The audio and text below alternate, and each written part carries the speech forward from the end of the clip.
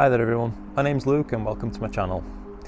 Tonight I'd like to take you on a bit of a journey around deep space.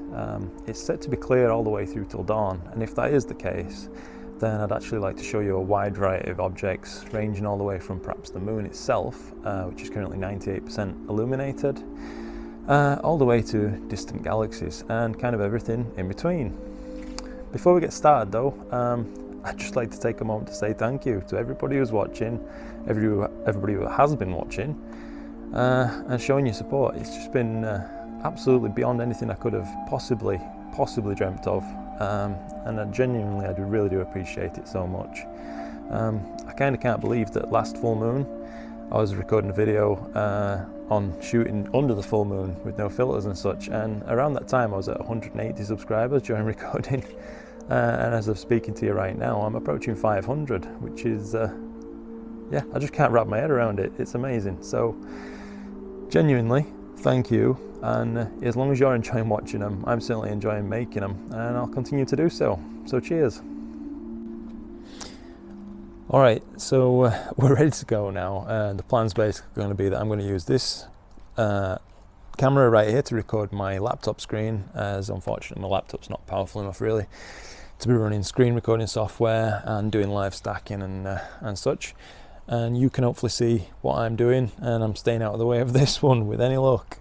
So alright, the first thing that we're actually going to open up is going to be Can't Do CL, and that's your planetarium software. There's many options that you can use for this purpose. This just happens to be the one that I chose. I click connect here. It's already got my latitude and longitude, and that's going to connect to ASCOM, which is going to then start communicating with the mount. As you can see, it's currently not tracking, and it's not parked because I always return it manually. But if we just turn on sidereal tracking, we can go ahead and minimize all that. That's effectively done now. The next thing I'm going to open is PhD. That's the guiding software. For anybody who's not familiar, that too is going to connect up and then speak through ASCOM. Okay, that's up and running, connected to my guide scope camera. And now finally, I'm going to open up SharpCap. So this is up to date. As far as I'm aware, is where it embarrassingly comes on and says I need an update. It just takes a moment to fire up. Okay, so I've not actually got it set to automatically connect to my camera when it fires up, so I'm just going to go to cameras and select mine, the 2600 MC Pro. Just takes a moment, apologies. Again, this would be faster with a better laptop like hopefully you're using at home. So I'm just going to go through a few of the settings to make sure it's all correct. Now we're using RAW 16 capture. That's perfect. You can go down to like RAW 8 if you're doing planetary, where you're going to be using extremely short exposures and it's going to make basically no difference. I am currently using the full frame. No binning. I do have D-Bayer preview on. Your own particular camera might have a different Bayer matrix pattern than mine. Mine happens to be RGB and it gets picked up just fine. The exposure length, so if you take it right down to the left, it's going to get shorter exposures in order of, as you can see, 1875 milliseconds there. If you go right to the left, you can actually move it further by turning off LX mode, right the way down to milliseconds. But like I said, for most of tonight, I'm open to be using perhaps 30-second exposures. However, for just getting focused and such, about a second's going to be fine. Here's your gain bar. So this is basically a slider. Left is lower, right is higher. I'm going to set this reasonably high. I think about 500 perhaps for just getting focused. And when I'm actually imaging, I'm probably going to be using 400 gain, as looking at the graphs on my camera, that's basically where it bottoms out to just above one single electron of read noise. So I can see some stars on screen there, that's fine in 1 second exposures, that's perfect. Tonight I'm going to trust that I am basically polar aligned. I'm not going to run through that particular aspect of getting set up. I have done a short video on it, but apologies in advance if you do use it, because the audio quality on that one was a little bit crap. Anyhow, on to the next thing. So the next important thing is that the cooler is on, and it's set currently to cool to -10. You can see an indication of the current cooler power. This obviously goes from 0, as in off, all the way up to 100. And the current temperature readout. So it's set to chase -10 and stay there, but it is currently not quite all the way there. It's at -7.8 and it's on the way down. You can see here that you can subtract the dark and apply a flat, and that's in the pre-processing tab. Now I'm going to actually go through the process of recording a flat, and hopefully I'll be able to show you that in just a moment. I'll be using this, if you can just excuse me for a moment, which is basically it's an A4 LED tracing panel, just something from Amazon, eBay, wherever you like. And to it I've just cut out and taped on a little mask almost, so that I can put this on the end of my scope and it stays there, and I don't have to kind of have one hand on the end of the scope and trying to click record flats with the other one. So I'm going to get focused, because you need to be in focus really to take the best flats, as then any dust motes are going to be equally defocused on your flats as they are in your light frames, so you'll get a full correction. So I'll just cut away for a moment and start with that. Alright, so I've just bumped the gain up actually a little bit more, so that the stars are quite bright on screen for me to see. I may have to adjust this in a moment, but for now this should be better for your view of the laptop screen. So I've got it looping currently 1.1 second long exposures, and I'm just going to increase the zoom now. So I'm going to go to 100% view, and hopefully this is visible for you on screen. You can see that the stars, while nearly focused from last session, they're actually ever so slightly blobby, and that's fine. So we're going to use up here in the corner the focus assistant and go to full width half max measurement. That's the one I like to use. I'll just pop out of zoom for a moment. As it brings up a little box, you can resize this box and place it wherever you like. Just put your mouse cursor in it and drag it over to a suitable star. Now you don't want obviously a massive star for this, as it's going to saturate too fast, and it's quite hard to detect when it's getting smaller, which is what the software is going to try and do. So let's just find that. Apologies for any delays here. There we go. Alright, so I've chosen this star here. This is fine. It's quite a small little one, and I'll just put this box in the center. As I said, you can resize it should you wish, but it's kind of important that you get just one star in if you're doing a single star full width half max measurement. It can do multi-star, in which case you won't have to mess with this box, but I like to use this single star as I find it's really quite repeatable. So what you can see is it's given me basically a score saying the score now, this current frame, and the best score that it saw. I'm just going to go ahead and reset that for a moment. And I'm going to manually move my focuser. It can actually rack your focuser in and out if you've got an autofocuser and do it for you, but for the sake of this, I'm just going to show you the effect that it's having. Alright, so hopefully you can follow along with this and see what I'm doing on screen. Basically, I've scrolled down the side here and I've got the Sesto sensor connected up to SharpCap, and I'm actually going to scan inwards and outwards using the fine steps, because it's very close to focus anyway. I'll start by moving inwards. It's just a coin toss. I don't know if this is the right way or not, but we'll soon find out if the star gets smaller, whether it was. Okay, so the star definitely got bigger visually to me, so that's the wrong direction to move. So I'm going to reverse that now and go outwards. One move at a time. Allow it a moment to average out your seeing, so that you don't confuse the software with a moment of good seeing and it thinks it's more in focus than it actually is at that moment in time. And you'll hopefully be able to see that it's going to start drawing a little bit of a curve. A V curve, as it's often called. Keep moving out. Hopefully you can see there on screen the star's getting smaller. You could just do this visually, but I thought it might be useful to show you the software and how it works. And hopefully you can see there a step smaller again.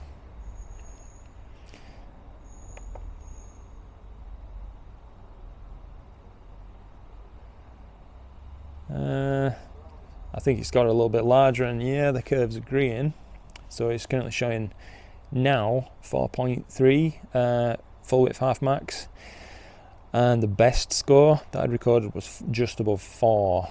So I'll just make double sure and move out once more, and if the score gets worse again, then we know that best focus was already somewhere achieved. And as you can see, it's just drawn a little line here to determine where that was. Now your focuser could have backlash, in which case, if you had a perfect one and it had no backlash at all, then you could just use the go to biscombe thing, and indeed I think I could with this. But I'm just going to show you how to do it manually, which is I'm just going to reverse the directions that I'm moving. I'm going to start tracking fine movements inwards again until I get the current score, the now score, back down somewhere around the 4.0 level. And then I know that I'm in just about best focus. So currently 4.14078. Yeah. I think it's now seeing, really, that's averaging it out to be any worse than that. And I'm going to be satisfied and call that focused. I'd say it's just about as good as I can get it. I will be redoing this throughout the night, but now I've at least shown you it once. You've hopefully got some sort of idea of how it works, and you could probably repeat that yourselves, no problem. Okay, so we know the scope's in focus, and now I've just put the flat panel on the end and turned it on. We've basically now got a massively overexposed screen, and I'm going to show you, you want to kind of bring this down first with gain. Ideally you take your best flat frames with a bit of a lower gain setting. I'm going to try around about 100, as I know that's where the high conversion gain kicks in, and I don't really want to go any lower than that. And now I can open up the tools, and where are we? Capture flat. So it's going to bring up this little window for us here. Whoops. I don't know why we've still got this little box though. It's, oh yeah, I do. FX selection area. My apologies. Right then, so I've actually got it set to collect 14 flat frames. I'm telling it to create a monochrome flat frame. It doesn't need to be in colour, it'll still work just fine. And I've also ticked to capture and subtract bias frames to correct for the black level offset in flat. Flat frames don't work unless you combine them with either a dark or a bias. Either way, the inherent signal needs to be removed for them to actually calibrate properly. So in my case, I'm not actually going to be using darks tonight, as my camera just doesn't need them. But I will have to use those bias to correct the flats. So I'm going to start by dropping exposure now, and see, hopefully on the screen you can see it's no longer pure white. You can see perhaps some vignette pattern, and you can also see on the screen 3 color peaks. So it currently says the histogram status is okay. I happen to think it's still a little bit overexposed. I like to have my flats just left of center, perhaps around 50% mark, 48% mark. If you've just seen my cat, then that's Radley. Hello to him. I'll just drop this down a touch, 250 milliseconds, and yeah, actually I think that looks quite a lot better. So the RGB, they're all on screen, nothing's clipped off the left or the right hand side of the screen. These flat panels are notoriously not very well colour balanced, if you like, so your response to your camera is going to be different to mine. Everybody's will, which is why these don't all stack up at once. But the white peak is going to represent what we're actually going to be capturing in this monochrome flat, and 250 milliseconds exposures look like they're going to be fine. So I'm going to go ahead and click start, and that's going to capture 14 of those, stack them, average them, and create a master flat frame that we're then going to be able to use for the rest of the night while ever I'm using this filter. I may switch filters early in the morning if it does stay clear, as Cygnus will be rising off to the east, and there's some interesting nebula I'd like to show you there.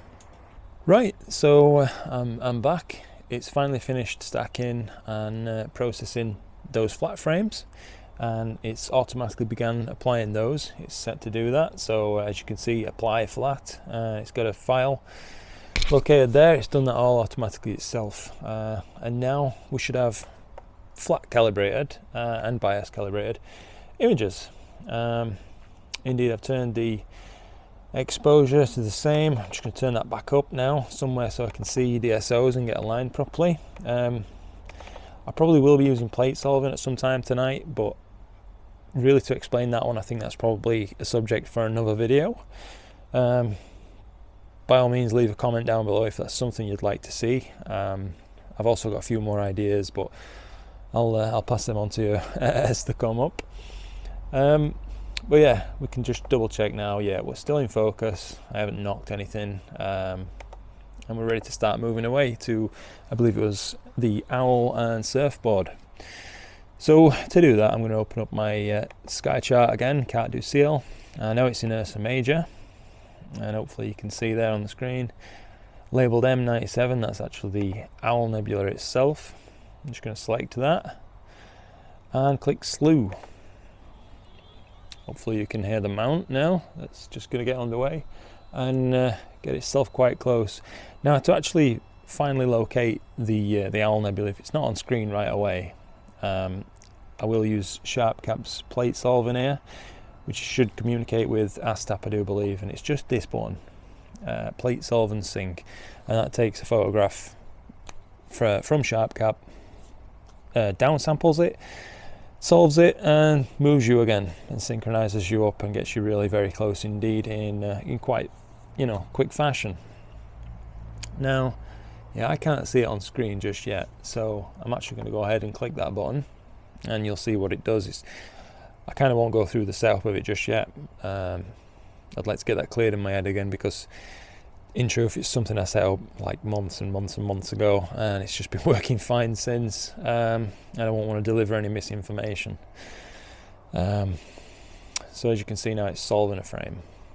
I'll just cut back to you when that's done. Okay, so it's just said plate solve succeeded.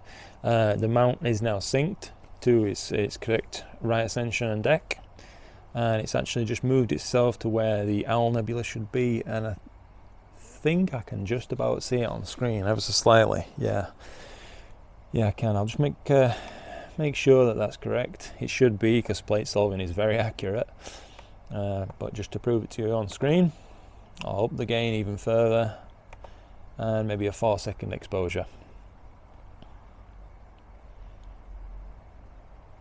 And there you go. So hopefully you can see that as well as I can.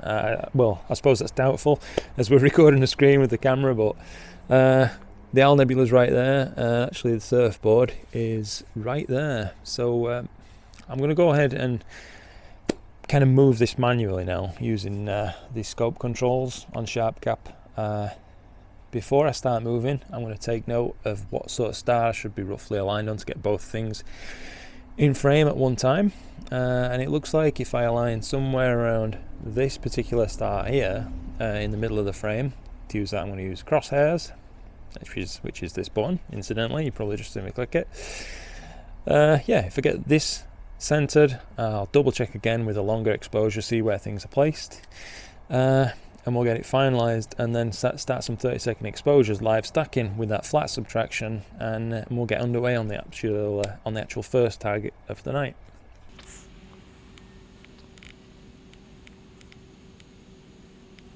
So I'm just making a initial movement, and luckily enough, it wasn't planned. I've just guessed it correctly, the directions, first time around.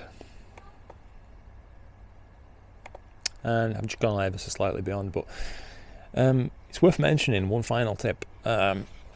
Whenever you finish moving your mount, either be it by a hand controller or on screen like this, always try and finish with a north movement and an east movement, as that's going to remove all the backlash from your gears, as that's the direction in which they're going to naturally want to move.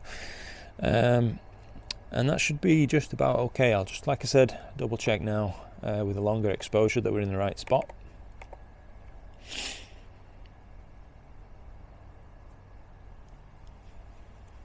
It's getting quite cold out here now. Yeah, roughly. I think looking at this, if I move more west at least, that'll bring the surfboard a little bit more into view. I'll just double check that now. I'll leave it taking these longer exposures now I know the correct direction. A few seconds pulse there of a movement.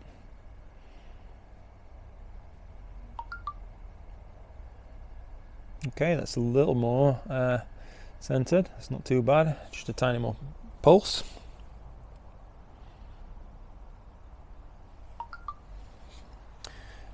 And I think a south movement, was it? Because I want it kind of all to move this way on the screen, yeah. Just a little.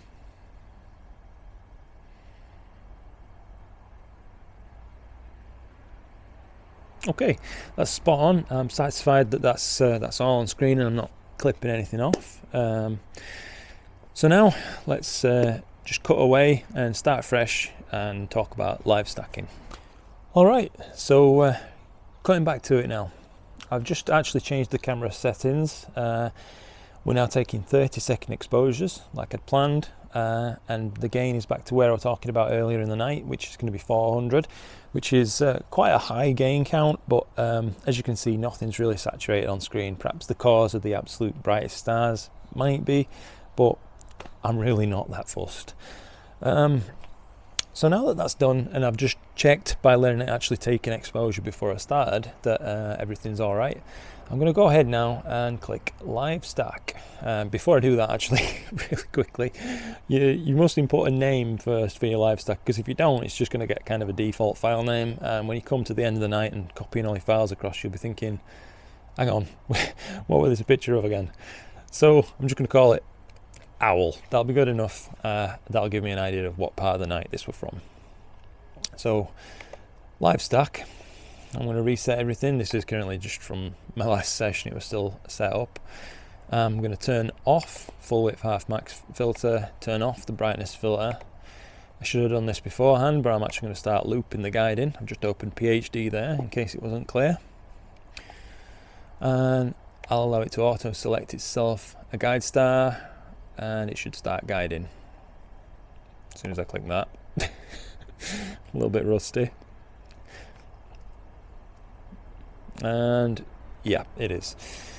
So the first exposures came in, and it hasn't stacked anything yet because it's just one exposure, but hopefully you'll see I've got the logarithmic histogram view on, which is going to actually show you the back end of the histogram quite well. I'm going to turn that off, and you can see now, hopefully on screen, I'm going to wait for one more exposure to get stacked, and then we're going to start making some basic adjustments and make sure that everything's okay before I go ahead and invest more time into it.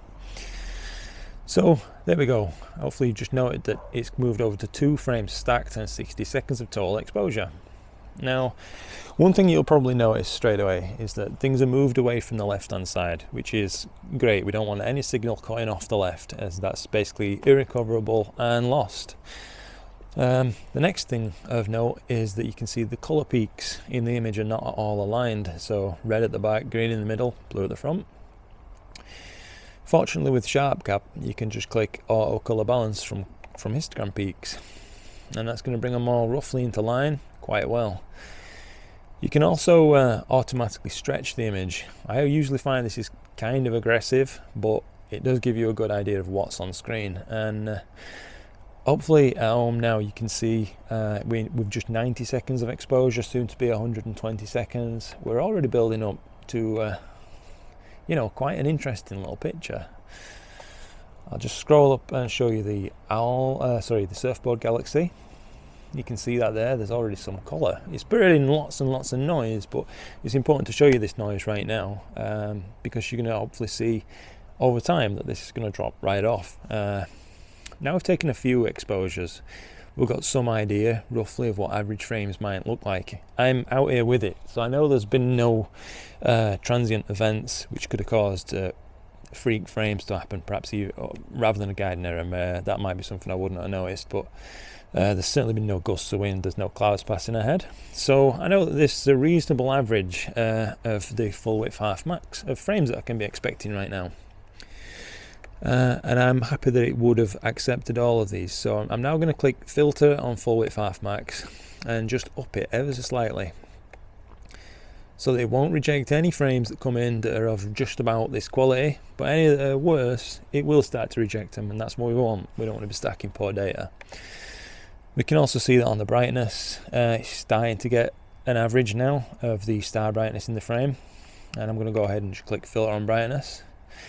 This blue bar, you can set that yourself should you wish, or you can set it to auto. I generally like to set this one myself. If you move it left, it's going to drop the bar, and if you move it right, you can see I'm going to take it up just beneath the base of the exposures. They're all denoted the brightness by little green squares. Hopefully that's showing up for you. I'm going to take it just beneath them because I'm happy with how all these have gone. So back to the histogram view, and we'll just zoom out a moment. Okay, we can see better now. So the galaxy's looking real good already. I would say it's a little harshly stretched, but that's fine. It's worth noting that SharpCap can also dither. It's not something I'm actually going to be doing tonight, as with these short exposures and how clean my camera is, I'm a lucky boy to own it, but it's not really something that's it's not desperate. So I'm going to let it just run and stack frames as they come in.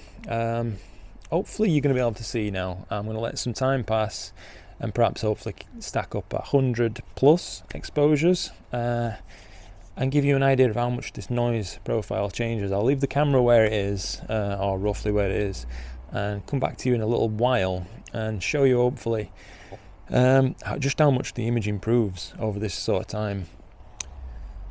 Well guys, just over an hour's passed now since I started live stacking. I've been inside and warmed up for a while. I got quite cold out here, but yeah, we're back out to have a little look now. So it's actually stacked 125 exposures as I speak to you right now, and hopefully I'll be able to show you on the screen the difference in noise. I will of course put processed images from these files up, so you can have a proper look rather than just the on-screen view from the camera, but this is a little too zoomed in. I think 50% will be fine.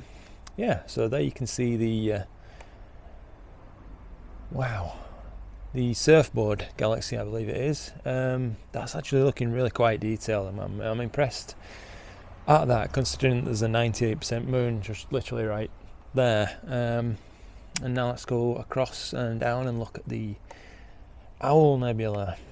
See how that's looking.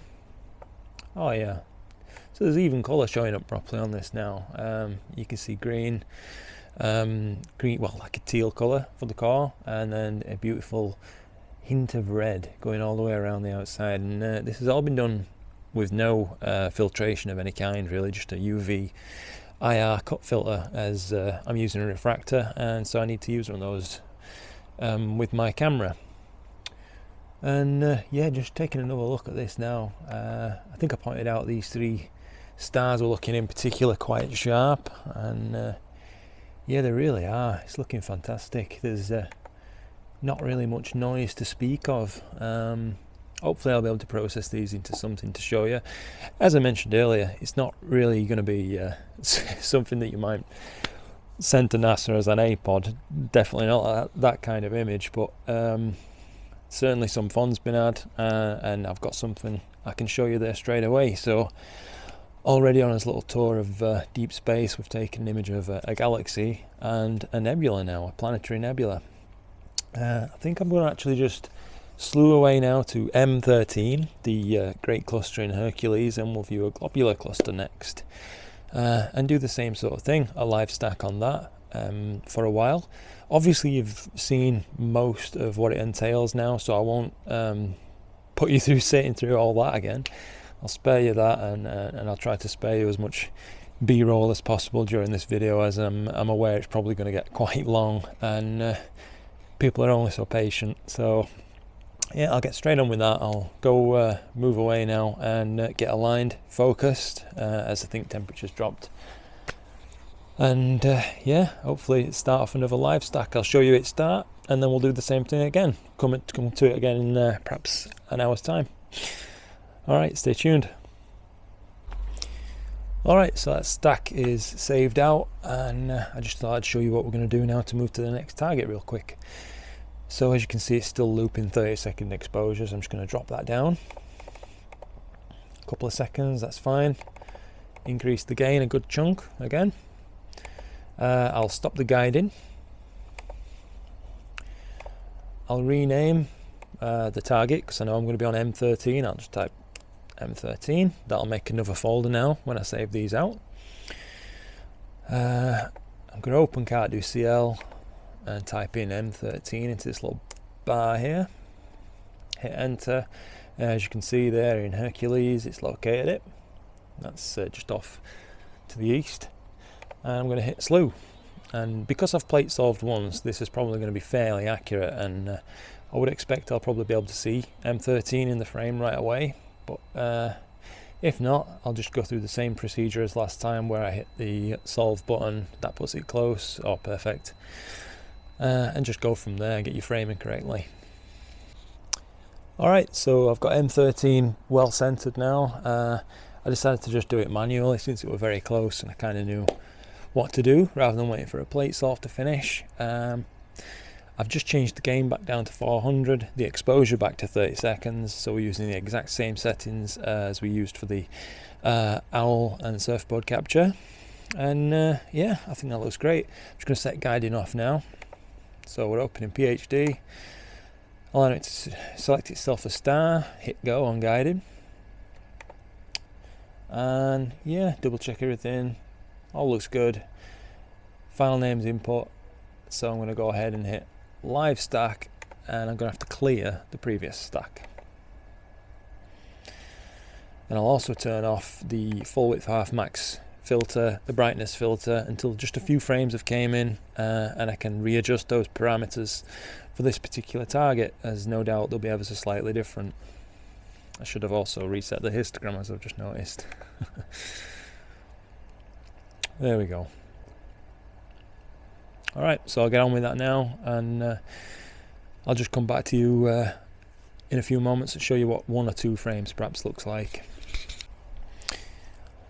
Alright guys, so a few more minutes has passed. I actually decided to cancel that live stack that I was just doing, as I completely forgot to actually refocus. So I did that, and then once I'd stacked a couple more exposures, I noticed that the full width half max that I were getting shown in SharpCap here during the live stacking was a lot higher than it actually is.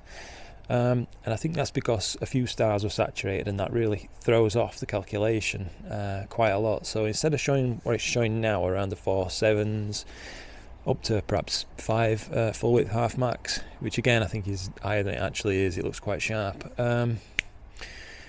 It was showing like 9.5, 10, which is really, like, that should be very blobby stars, and they weren't at all. So either way, I decided to try and rectify this, and I went ahead and I dropped the gain from 400 to 300 on this target, as it has an incredibly bright core. That seems to be working fine. I think I'm probably just going to adjust the full width half max filter just down a tiny bit more. We don't want it too aggressive that it's just needlessly throwing away good data, and the brightness looks fine, left around 90 mark. But yeah, just looking at these now coming in, this is 3.5 minutes. You can see detail right down to the core, it's not blown out. And I also saw a background galaxy just appearing. This is quite a distant little one. There you go, just on the left hand side of the screen. Hopefully we'll be able to see that might develop some sort of structure as like the next hour or so goes on. I think I'll let this have an hour too, and then perhaps the moon will have risen high enough for me to take a decent photograph of that. And then after the moon, I think I'm planning moving on to some targets in Cygnus to show you, and by then I may actually change filters and go with the L Extreme for a while. Again, apologies if this is going on way too long, but whenever I'm watching a tutorial or something on YouTube, I guess I'm a fairly patient person, but I'd sooner see the experience kind of warts and all when it's a tutorial, because it delivers you a more realistic expectation of what you might encounter yourself, I guess, on the night. So yeah, with that said, I'll just save this current stack now, and then I'll come back to you later and show you the difference between a few minutes and perhaps an hour. Stay tuned. Well guys, I'm back out here now. It's been around about 70 minutes, I think. Yeah, it's just about to have 70 minutes worth of frames come in. There's been a few discarded, passing clouds, guiding errors, such. But yeah, I've left it on M13 this whole time, just live stacking, and let's take a look at it together. So, I guess the first thing to check would be a bit more of a zoomed in view, and that's looking really quite nice. There's lots of detailed tiny little stars. There seems to be just thousands of them in the shot. I can definitely see more detail coming out in the background as well, such as like there's another little background galaxy right there where my mouse pointer was. If we revisit the one we were talking about earlier, yeah, there's quite a lot more detail showing on that. I'd almost say you can sort of see some spiral structure, perhaps. I'd have to see what that looks like after some processing, but on the whole, I mean, I'm very happy with that, given that in the sky just 90 degrees or so away is a moon that's bright enough where you could read a newspaper. It's it's incredibly bright. But yeah, it seems to be great. The focus has held perfectly. Seems to have needed no adjustment. I guess the temperature for the night has largely bottomed out now. And yeah, I guess it's time to move on to another target now. So I'll save this out. You've got multiple saving options. We'll just quickly look upon them now. You can save as a raw 32-bit stack, save as a 16-bit stack, save it as seen, and save it with adjustments. Now, if you just hit save, I think it saves you a 32-bit and a 16-bit with that particular option, but I'll double check that later. It's not too important right now, but I think the next thing we're going to move on to perhaps is, I mentioned a moon capture. So I don't want to really get rid of this flat frame and such, so I'm only going to do a small amount of frames using the full frame size of this. I'm not going to crop in. I'm thinking probably maybe 30, 40 frames.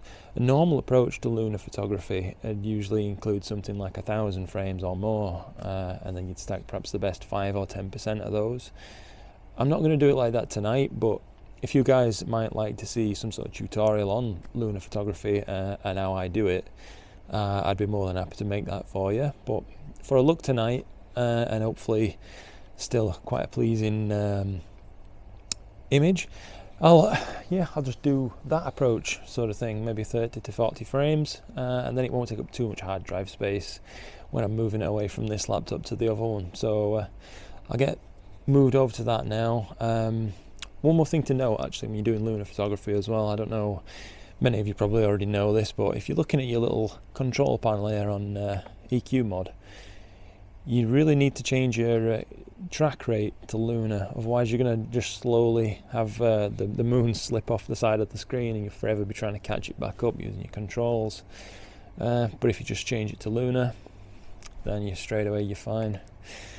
Yeah, anyway, I'm going to get it set up on that now, double check focus. We'll just go through a quick capture of that, because we're not going to be using live stacking there. Stay tuned. Alright, so just picking up from where we left off, I've told it to salute to the moon. It's gotten close, but not quite there. One thing I did do is drop the exposure time back down to 500 milliseconds. We will be using a lot less than that during actual capture. But this was just in case the moon was off the screen. You can usually see sort of a glow and know which direction to move. So I'm just going to go to the scope controls here now, and we'll try a north movement first. Okay, that's moving it to the right. So south movement, get it back towards the centre.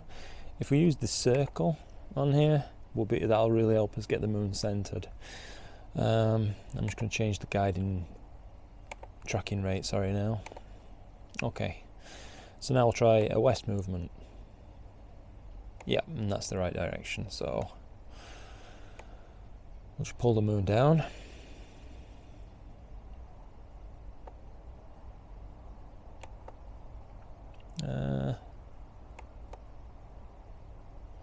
Really getting there now. This is almost near enough that I'll just leave it.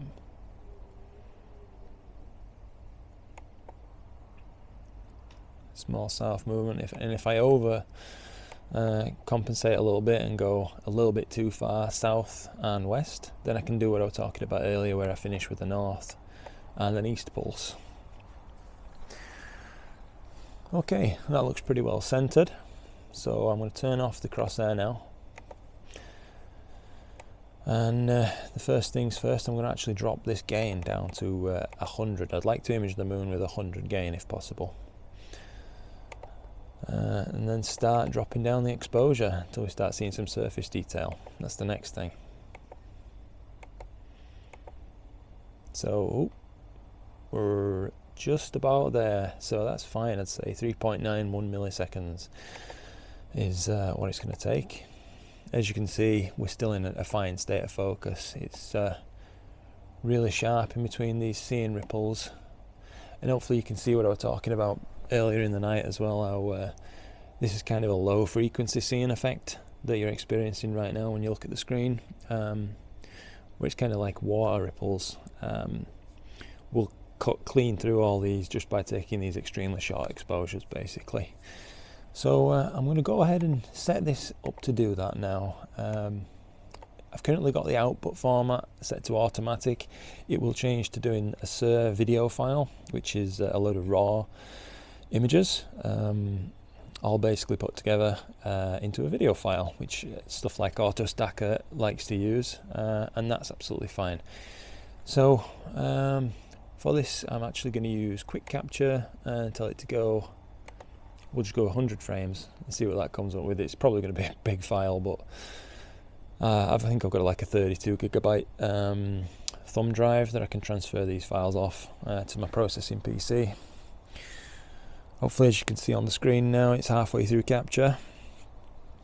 No dropped frames so far. All 40 frames that it can hold in its RAM are currently in use. So once this capture is done, I'll have to wait for those to be written out of RAM before I can finish.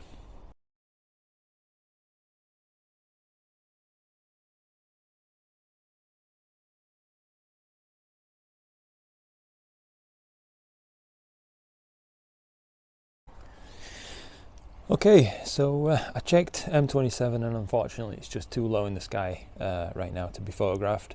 So we're going to go with a backup plan, which is M57 again. I did recently shoot this for a short while, and you know, I can never really get enough of it. It's one of my favourite little targets. It's such a mysterious little object, and just hanging there in space, seemingly in nothing. But yeah, hopefully you can see it on screen right there. Rather than aligning manually again, I'm just going to show you how useful plate solving is. Now, this wouldn't have to be on screen to make plate solving work. But hopefully you get an idea of how accurate it can be and how fast. So it's just capturing a frame right now to plate solve using the current exposure settings that I had left, which was a 2-second exposure, I do believe. It's done that, and it's now, as you can see, solving the frame.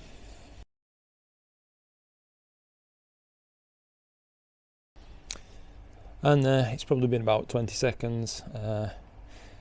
Now the mount is synchronized to its new location, and smack in the middle of the frame is now M57, the ring nebula.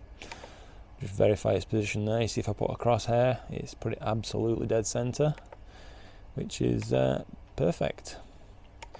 Before I actually start imaging this thing, I'm going to just double check focus again. As I mentioned, I'd probably been imaging M13 for about 75 minutes or something like that, and then we had a little session on the moon too. But yeah, I'll just double check focus now, because whenever you slew your telescope around the sky, there is going to be small amounts of torque applied to your focusing mechanism, which could perhaps cant things or loosen off ever so slightly. It's not likely, but it could certainly happen, and I'd rather check now than discover in 60 minutes time or something that I really should have checked focus for how long it takes. Anyway, I'll do that now, and I'll cut back to you in a moment. Alright, so I've just got through with focusing. I did the exact same procedure as I did earlier in the night, where I kind of moved the focuser inward for a while and outward for a while until I went past the point of best focus in both directions. And that gives you a little V-curve that you can then see and go again and find your point of best focus. For want of a better explanation, it really is quite simple. And now, so we're at the actual best focus. It did need a small adjustment, and I'm ready to start imaging the Ring Nebula. Now, this is a very bright little target, so I'm going to do a little bit of experimentation with gain and exposure length. Ideally, I'd like to keep those exposures 30 seconds or so. I know that shorter could potentially be better in terms of getting the absolute crispest detailed image from this target, but I'm not really sure what the capabilities of this laptop are in terms of how fast it can stack a frame as they come in, and I don't want it to run into the point where basically I'm sending more frames the laptop's way than it can actually stack, so I have to start discarding them. So yeah, I'll figure that out and I'll get back to you when I've decided what settings I'm going to use. So I've just started live stacking now on M57, and I thought I'd answer my own little query from before as to how fast is my imaging laptop actually stacking these frames, and it actually turns out it's roughly 4 seconds per frame that it's doing. I'll just show you again really the colour balance. It's so fast on this, just click automatic and 9 times out of 10 it's going to be spot on. That's perfect. Maybe an ever so slight red bias, but you can always adjust that just by dropping this, let's say, because it is the red that's in front. You just drop that a little bit. But it's not something that's bothering me right now. I've double checked the selection, you know, the filters that were mentioned. It needed just up in ever so slightly. I don't think it's anything to do with focus, but perhaps the lowness of the target on the horizon, as it's not very high. But anyway, I've adjusted that so it's not throwing away too much data. The brightness is fine to be left where it was, same sort of settings as M13. So hopefully it's becoming clear that it's really a low stress, kind of low effort approach to deep space imaging. But the results themselves are more than satisfactory, really. And if you stayed on it for a long time, I think they'd be largely indistinguishable from the standard approach of much longer exposures. If I just zoom in on this ever so slightly more, hopefully you can see on screen there's already some detail appearing in M57, and that's it's low in the sky, and it really is a tiny target. I mean, it's that little dot there. This is at 840mm of focal length with an APS-C sensor. So it's, you know, we're getting some good detail as these short exposures is what I'm trying to say. Apologies for rambling. Well guys, we're about 52 minutes so far into the Ring Nebula capture, and I thought I'd come outside and update you on how that's going. I think I'm probably going to cut this one a little bit short, as I seem to be experiencing a few problems with perhaps atmospheric dispersion. If I just zoom this in now and show you on the screen, you'll probably see, well, you might not actually, but you probably see next to it on like brighter stars, you can see that they're dispersed, as in on one side it's blue, on the other side it's red. So I'm hoping, and I have done this before, sometimes you can actually realign these using Serial.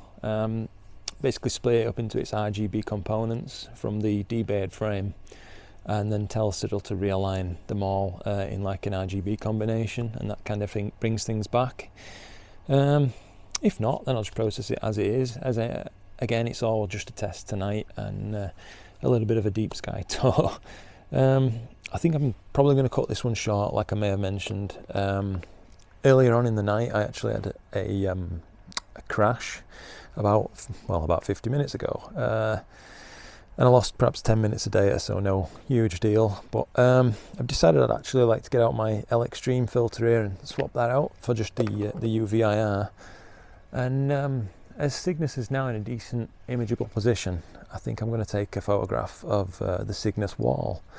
For that particular part of the night, I'm not actually going to be using 30-second exposures, I think. I'll probably go up to something like 2 minutes.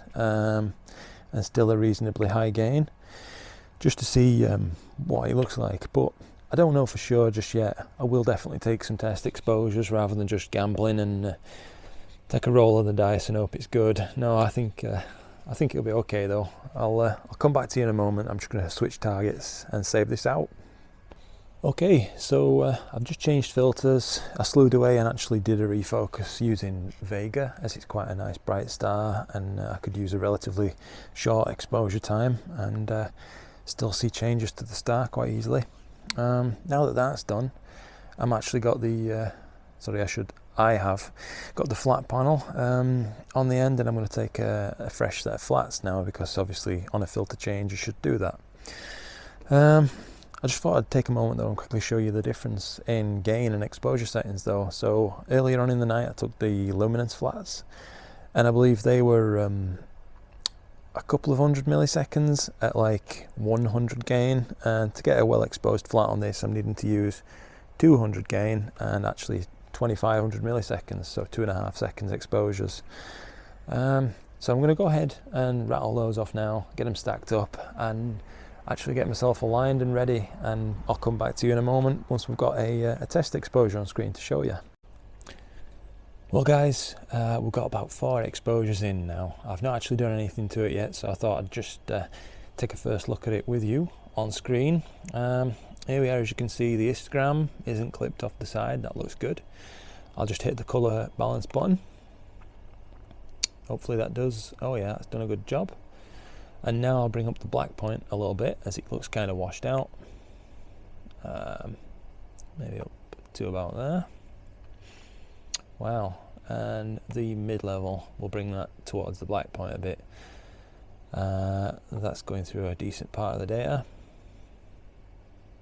Okay, that's working really well. It looks like these 2-minute exposures, even through a narrowband filter, are enough time. I know I was mentioning earlier about using 30 seconds and such, and that's fine with broadband, but even with a low read noise camera, you still have to have like a certain amount of time to overcome the inherent read noise, even of quite a clean camera like this one. And I think these 2-minute subs are actually doing it at quite a high gain. For this particular target, I'm at 400 gain, and if we just have a little look around, let's view 66% zoom. Okay, that's maybe a bit much for this tiny little laptop screen. There we go, 33% zoom. Yeah, I can see lots of tiny little stars and fine detail. I think that's probably going to look quite good. Now, for the sake of stopping this video getting intensely long, I think I'll probably stay on this target now for basically the rest of the night and just leave it to live stack. I'll probably come out and check focus again soon, because it has gone pretty cold, and I don't know if it's actually dropped a little bit more from earlier on in the night. But basically, I think this should be a good test, if nothing else, as this is definitely a target that I want to shoot later on in the year using a conventional method. That is, unless this changes my mind and I just do more of this. But yeah, hopefully this works out great, and I guess we'll soon find out. See you soon. I forgot to add one more thing before I go off the subject. I know, one more thing. For this, I am actually going to dither every 10 minutes basically, so that's every 5 exposures. I'm going to allow PhD to perform a small dither, and that should eliminate any chance of fixed pattern noise, which could become prevalent in narrowband exposures because the background levels are so low. Alright. Well, I just came outside to check on things. We're actually about 38 minutes, just soon to be 40 minutes into this live stack. And yeah, I just had to record something because I'm absolutely blown away by how good this is turning. I'll just zoom in a little bit and hopefully you can see on screen, but the amount of detail that I'm getting is absolutely fantastic. These short little sub exposures, I mean, looking at this region here, just there's so much to be picked out already so early on. The noise levels are really dropping down. This is quite a craggy part of the nebula. Oh yeah, it's just looking tremendous. Basically, on a night like tonight with the moon as big as it is, it just has no right to look this good. But here we are. I'm not actually using a fast scope. I mean, for those of you who don't know, the telescope I've been using for a while now, this is Spree 120, is actually an f7 triplet refractor. And it's not uncommon for astronomy telescopes to be running right down to like f4 sorts of speeds. And when you match those with the right size pixels, you end up with a very fast system indeed. But this is just working out fantastic. It's blowing away my expectations that I had for this such a short exposure time for narrowband. Yeah, wow. That's fantastic. I can't wait to see how this is going to look by end at night, to be honest with you. Just thought to update you. Well, it's 5:15 in the morning, and I think it's the end of my night now. We're starting to get on towards dawn. I can just see it breaking a little bit over in the east there. Just as I walked outside to check on things before recording this and getting ready to pack up, I looked up and just saw a huge train of Starlink satellites that must have just been recently launched. They were all transiting basically from the western sky over to the east in a great big long train. I didn't actually manage to count them, and I only managed to record like the end of them, but there's so many, just the best I've ever seen them. They're not the astronomer's best friend, I guess, but it's still great to see. Anyway, on with the image. So I've been stacking the Cygnus wall for above 2 hours now, just above 126 minutes of exposure, actually about to be 128. And if I just show you on screen now how things are looking, immediately you should be able to see that it's very low noise, really lovely fine details showing. So the stacking has been doing its job excellently. There's absolutely no satellite trails because median Sigma clipping has removed all of those. It's detected the brightened pixels as outliers, sort of thing. I know I just said that Starlinks were the enemy, but they're not really if you stack this way. But yeah, hopefully you can see on screen that that's looking like a stacked and processed image. It just looks fantastic. I'm pretty much blown away by how good this is looking.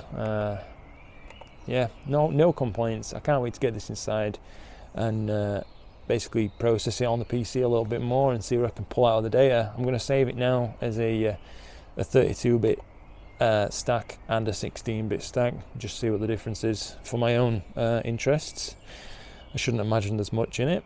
But yeah, basically, thank you incredible amounts if you were patient enough to get through this particular thing. I know it's been a long one, but hopefully through the night you've been able to learn a thing or two, and if there's anything that I've missed, by all means drop me a comment, let me know, and I'll implement it next time out.